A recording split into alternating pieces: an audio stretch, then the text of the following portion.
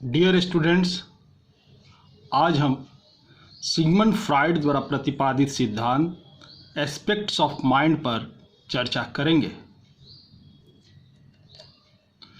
Fried पहला मनोवैज्ञानिक हैं जिन्होंने व्यक्तित्व के आधार पर मानवीय व्यवहार की व्याख्या और अध्ययन वैज्ञानिक ढंग से करने का प्रयास किया। इन्होंने अपने अध्ययनों के आधार पर बताया कि व्यक्ति का व्यक्तित्व स्टैटिक इन नेचर नहीं होता है, बल्कि यह डायनेमिक इन नेचर होता है।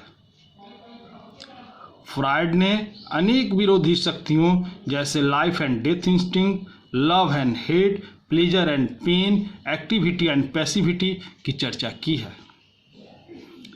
उनका कहना है कि इन्हीं विरोधी शक्तियों के पारस्परिक क्रियाशीलता के कारण मनुष्य में मेंटल कॉन्फ्लिक्ट का आगमन होता है। इस मेंटल कॉन्फ्लिक्ट का निराकरण व्यक्ति किस प्रकार से करता है, इसका सीधा प्रभाव व्यक्तित्व की उत्पत्ति एवं विकास पर पड़ती है, जिसके कारण व्यक्ति का व्यक्तित्व सिर्फ निर्मित ही नहीं होता है, बल्कि यह डायनेमिक इन नेचर भी हो जाता है। फ्राइड ने मेंटल कॉन्फ्लिक्ट एवं इसका संबंध पर्सनालिटी से स्थापित करते हुए मन का वर्गीकरण दो आधार पर किया है। एक को टोपोग्राफिकल एस्पेक्ट ऑफ माइंड तथा दूसरे को डायनेमिक एस्पेक्ट ऑफ माइंड कहते हैं। यह वर्गीकरण फिजियोलॉजिकल डिवीजन ऑफ माइंड नहीं है, बल्कि एक साइकोलॉजिकल डिवीजन ऑफ माइंड है। मन के इन दोनों आधारों के कारण मेंटल कॉन्फ्लिक्ट उत्पन्न होता है तथा इसका रिजोल्यूशन भी होता है। इस कॉन्फ्लिक्ट का निराकरण किस प्रकार से होता है, इसी के अनुरूप व्यक्ति में व्यक्तित्व का निर्माण एवं विकास होता है। इस वीडियो में हम केवल टोपोग्राफिकल एस्पेक्ट ऑफ माइंड की ही चर्चा करेंगे।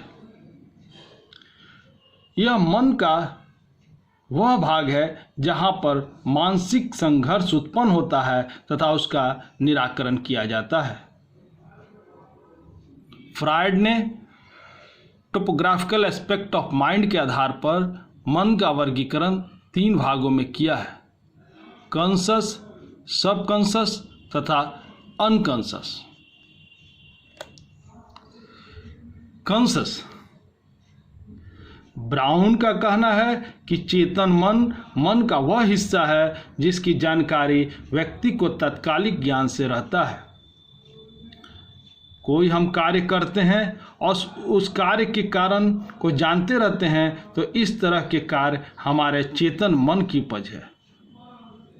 किस्कर के अनुसार इसका संबंध व्यक्ति के तत्कालिक अनुभवों से रहता है। इसमें उपस्थित विचार एवं अनुभव की जानकारी व्यक्ति को रहती है। इसका संबंध वास्तविकता से रहता है। यह अनैतिक इच्छाओं एवं विचारों को अर्ध चेतन तथा चेतन मन में जाने तो देता है, लेकिन उन विचारों को पुनः चेतना में आने से रोकता है। यह एक व्यक्तिगत मन है। इसका संबंध व्यक्ति के धर्म, समाज एवं संस्कृति के आदर्शों से रहता है। इसमें उपस्थित विचारों को व्यक्ति आसानी से स्मरण कर सकने में समर्थ रहता है। सबकॉन्शस, यह मन ऐसा हिस्सा है जिसका निवास चेतन एवं अचेतन मन के बीच में होता है। इसमें उपस्थित इच्छाएं, विचार एवं अनुभव वर्तमान चेतना में तो नहीं रहती हैं, लेकिन सहज प्रयास करने पर यह विचार हमारी चेतना में उपस्थित हो जाती हैं। इसको प्री कॉन्शस और फोर कॉन्शस के नाम से भी जाना जाता है। यह मन चेतन मन से बड़ा होता है तथा अचेतन मन से छोटा होता है। अनकॉन्शस, फ्राइड ने ब्रूअर के साथ मानसिक रोगियों का उपचार करते समय अचेतन मन की खोज की। इन्होंने कॉन्शस तथा सबकॉन्शस से ज़्यादा महत्व अनकॉन्शस माइंड को दिया है।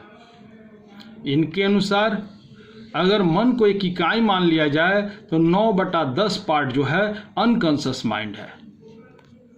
इसके स्वरूप पर प्रकाश डालते हुए ब्राउन का कहना है कि अचेतन मन का वह हिस्सा है जिसके घटक को हम आसानी से इच्छा के अनुसार स्मरण नहीं कर सकते हैं, लेकिन ये घटक स्वतः चेतना में आते हैं या इनके घटक को सम्मोहन तथा अन्य प्रयोगात्मक विधियों के द्वारा जाना जा सकता है।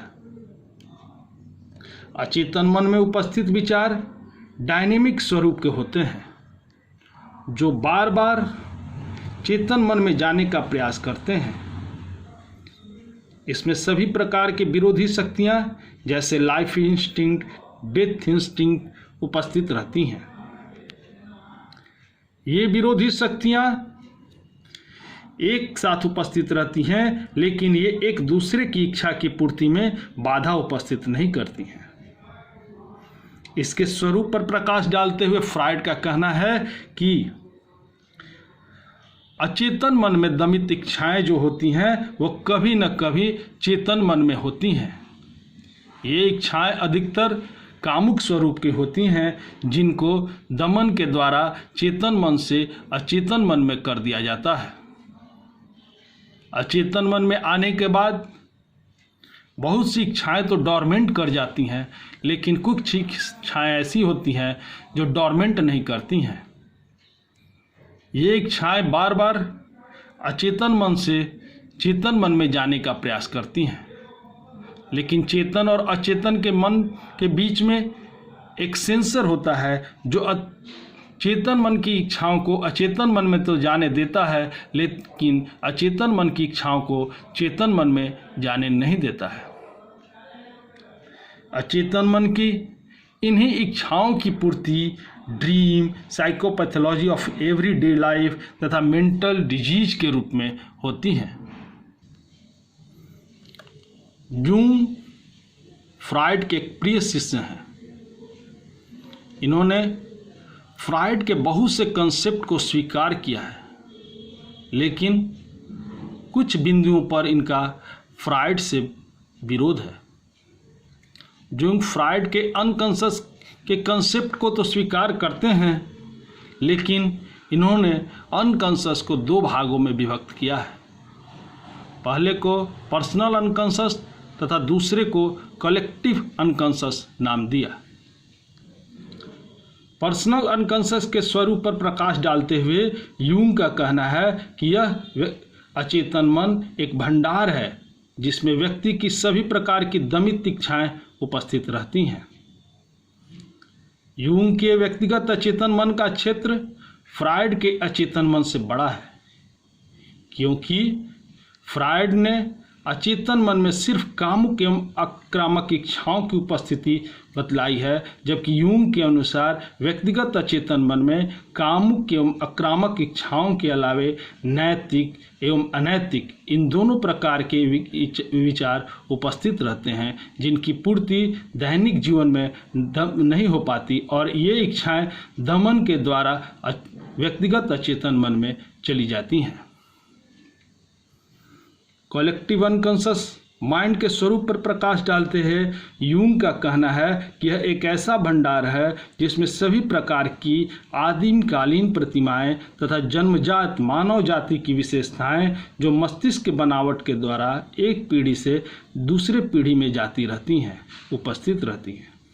यूंग के अनुसार सामूहिक अचेतन मन में व्यामोह, विभ्रम, स्वप्न, फ्रायड का ईड, परिकथाएं, देवी देवताओं की कथाएं आर्कीटाइप के रूप में उपस्थित रहती हैं। इस प्रकार से हम देखते हैं कि यूंग ने फ्रायड के अनकॉन्शियस के कंसेप्ट को तो स्वीकार किया है, लेकिन इसका क्षेत्र इन्होंने विस्तृत बना दिया है।